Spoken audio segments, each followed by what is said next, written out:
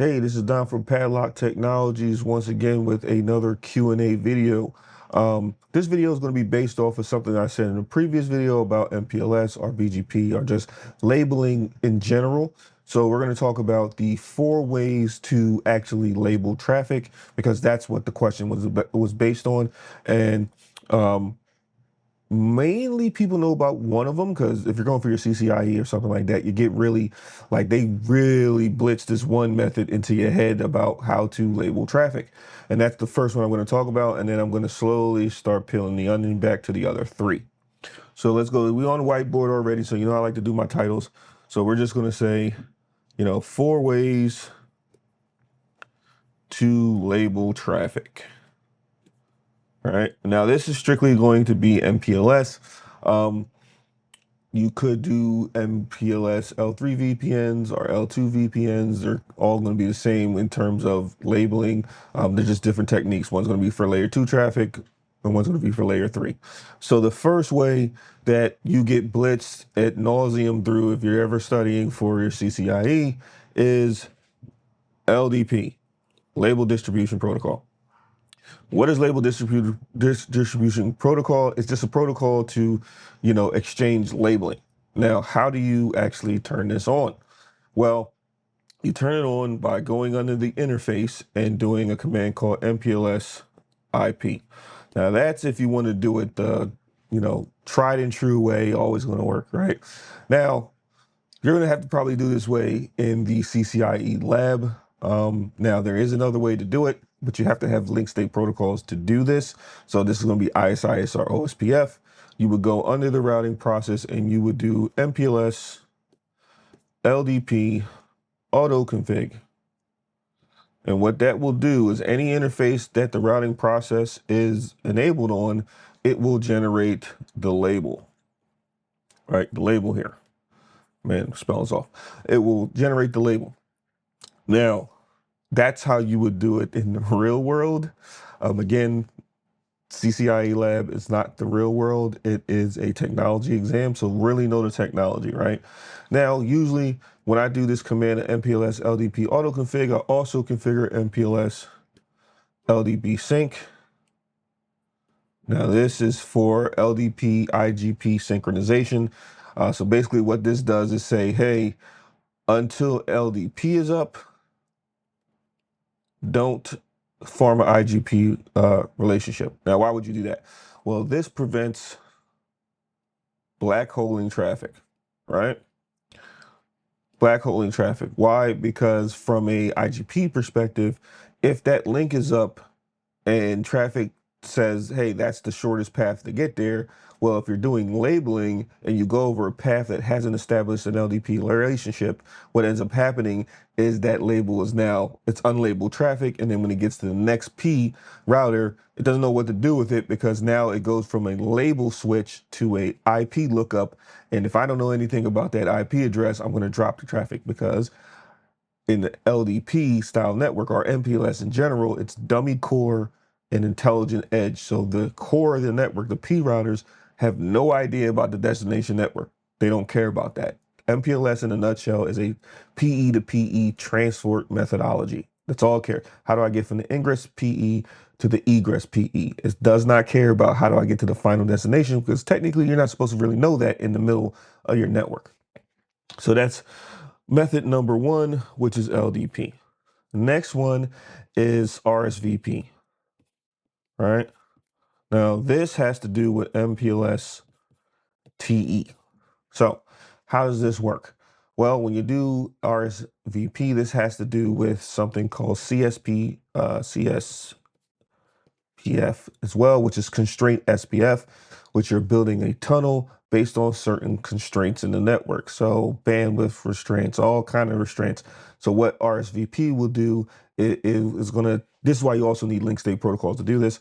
It will look at the path from ingress to egress, and then you say, okay, give me a path that's at least, 1 or 10 megs bandwidth from source to destination. And this is why this is also called source-based routing, because you get to make the decision at the source and not the destination, which traditional routing is all destination-based. All right. And what RSVP will do it will send this thing from the head end to the tail end, from head end to tail end. So head to tail will be a path method. So this path message goes down all the way to the end to see, hey, this is what I'm reserving, right? And then once the path is created from the tail end back to the head end is a reserve message, right? Reserve message. And then that reserve message is the label, right? And then it will send it, if you do auto announce, it will automatically create that, and then it will send it based on that path, right? Now, if you do a manual, which is an IP explicit path, which you specify what routers that you actually want this traffic to go down, it's going to do the same thing, but it'll create the path methods and then the reserve message as long as it has the bandwidth available or whatever constraints you put in there. Now, the thing you got to worry about here is with MPLS TE, though, you have link protection, node protection, which is basically next hop. So you have this thing called next hop, and then you have this thing called next hop, right? So link protection is basically, let's say you have a router here, and a router here, and a router here, okay? And if you build your triangles out, let's just say here. So, and then we'll do one here. We'll do the same thing. So let's say this router goes down, right? So TE would kick in and it will go down this path, right? This is technically the merge point, right? Because ultimately it needs to get to this merge point because it's one. So link protection will go and say, hey, if this goes down, if this router goes down, or this P router goes down, or my link goes down, I'm going to automatically switch over to here, right? Now, this is going to be data plane switch over, and then you have control plane convergence after that, but that's a whole different topic. Then the next one is node protection that says, well, I could put that there as well, too. Let's say I did link protection on the first one. Second one is going to be node protection. Let's say this entire node goes down, right? Where the next hop goes down. So say this goes down. Well, I can say, all right, if this path goes down, if my primary path is this way, and this goes down, I can just switch over to this path. So you're going to have redundant paths there. If you want me to do a very intense video about RSVP and MPLS TE, put it in the comments. We'll get there. I'm kind of glazing over it, but it's a lot more moving parts in there. But link and node protection is something you need to know because you got to be able to switch paths. And link and node protection starts at the PLR, which is point of local repair, which is where the path broke at. Next one. The next one is going to be, I'm gonna change it because I was going to do segment routing, but I'm going to do BGP. So BGP, a lot of people don't know, can also send labels as well. So you would see this in things like unified or seamless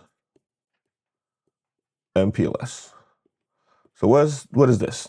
So unified or seamless MPLS is a technique where you're going to have different routing domains. So say in the middle, in the core of your service provider network or just network in general, say you had ISIS, right, in the middle.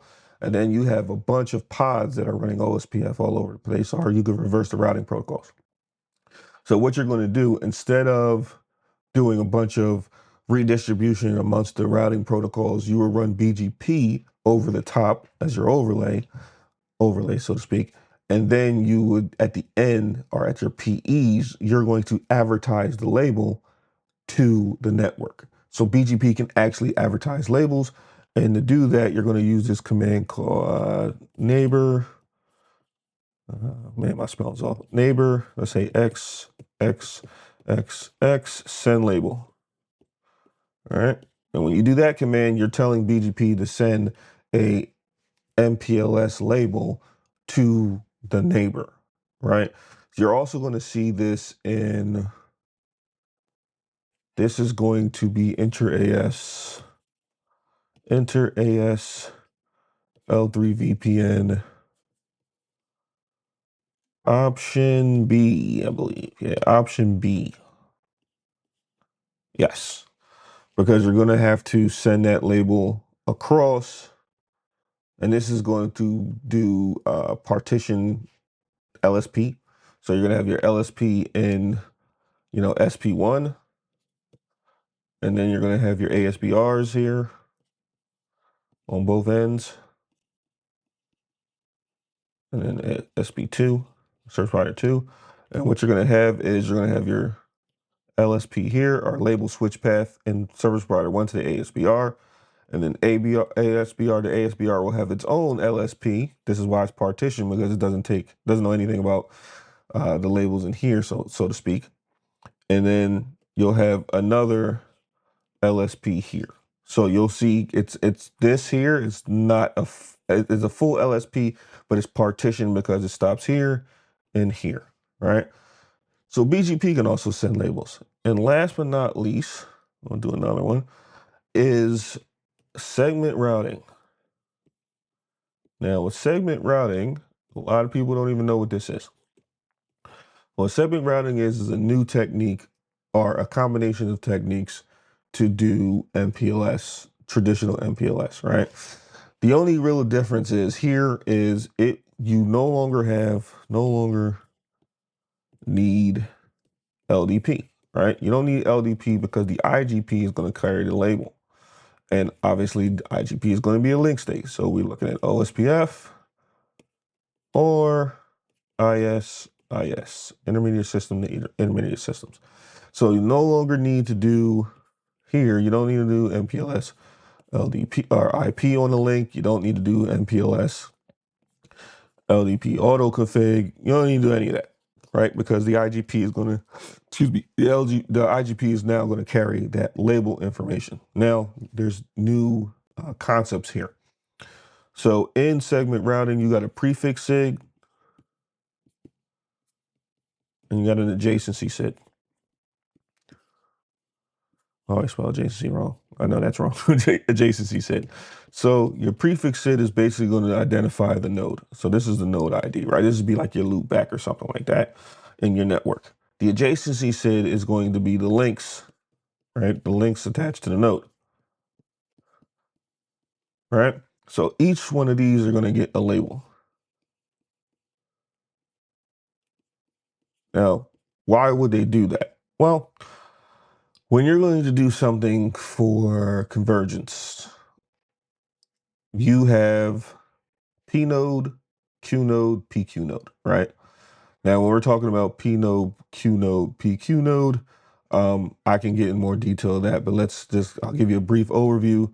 Let's say if you wanted to get to a destination, your P node would be, let's say, the closest to the alternate path, right? Let's say this is the destination over here somewhere. And then your P node can get here, right? Your Q node is closest to the destination, right? So if it's close to the destination, you can go here, right? Now, the PQ node is the node that you can reach and is closest to the destination. So this technically right here is your PQ node. Why? You can get to it and it can get to the destination if this was your primary path. Say that was your primary path and that went down. All right, now there's a whole bunch of calculations and stuff like that, but this has a concept called TI-LFA, which is topology independent LFA, or loop free alternate. This will give you 100% coverage, right? All right, 100% coverage. Now, you do have normal loop free alternate, right? Then you have remote loop free alternate, which runs the algorithm from another node. And then you have TI-LFA, which gives you complete coverage. And why is that? Because you can force the traffic out of a different path using the adjacency SID. Without the adjacency SID, you can't really do this, right? Because you can create a path that says, okay, my primary path went down. I'm going to go to this node, even if this is not the best path to go there. I can go to this node, and then this adjacency SID will get me to the PQ node to get me to the destination, right? But again, that's a bigger concept that, I could go in detail in. If you want that, put it in the comments below. I can go into a little bit of a better description of, or a more detailed description of segment routing. But just know that the IGP now is carrying the label information. So those are really the four ways to, produce a label for MPLS networks. Now, other thing about segment routing that I'll put in here, there's a concept called a PCC PCE, and this is kind of a SDN kind of situation where you can actually request, it's called a path computation element, and you can tell that node in the network, hey, I want you to look at the network as a whole and then calculate the path for me, and then whatever you say I'm going to do instead of me having to do it, per um, per node, right? So it's a little bit of SDN, but that's the four ways to generate labels for, MPLS. So let's review a little bit. So what are the four ways again? Four ways to label. LDP, everybody knows that. Traditional. If you're studying, CCIE, you're going to learn LDP and nauseam. Then RSVP, MPLS TE stuff. Then BGP, things like unified MPLS or unified seamless MPLS. Depending on who you ask, they might use those terms. They might interchange those terms because some people call it unified MPLS. Some people call it seamless MPLS. It's just depending on who you ask. And then SR, which is segment routing. And if you didn't know, there is also a thing called SRTE, which is segment routing traffic engineering, which is similar to this, but you're not using you're not using the traditional RSVP to do it. You are doing segment routing. So that's really the difference. So hopefully that answers that question. I know I kind of threw a whole bunch of stuff at you in terms of labeling. If you are going to the CCIE, you better be very versed in that one, because and I'm talking about enterprise infrastructure. If you're going for service provider, you're going to have to know all of them. But these three, you're probably never going to learn in the enterprise curriculum. You're really going to learn this one though, because there's a lot of stuff you can do in LDP, especially. And this funny thing, side quest, this is actually how I failed the first time doing the CCIE, because I went in there and changed a whole bunch of stuff for LDP because it was the way I was used to it. I was creating like label ranges and doing passwords and all this other crazy stuff, adding the security and best practice, because that's what I was doing before I took the lab.